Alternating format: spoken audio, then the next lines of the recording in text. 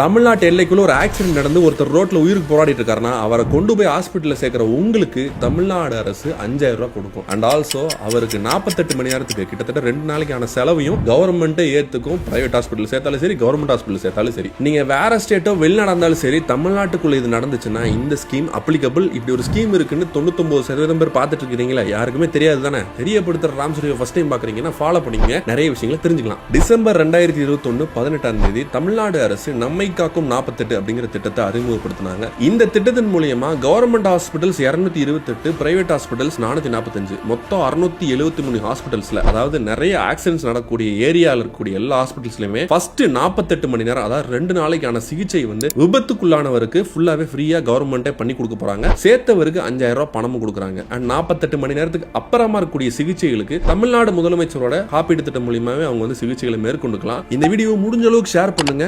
உயிர் காக்கிற ஒரு திட்டம் இப்படி ஒன்று இருக்குங்கிறது எனக்கே ரீசெண்டாக தான் தெரிஞ்சுக்கிச்சு. ஸோ தெரிய வைக்கிறது நம்மளுடைய கடமை. ஒரு யூஸ்ஃபுல்லாக யாருக்காச்சும் போய் சென்றடையலாம். இந்த மாதிரி அடுத்து எந்த விஷயத்தை பற்றி நான் பேசணும்னு கமெண்ட் பாக்ஸில் கமெண்ட் பண்ணுங்க. அடுத்த ஒரு வீடியோவில் சந்திப்போம். பாய்.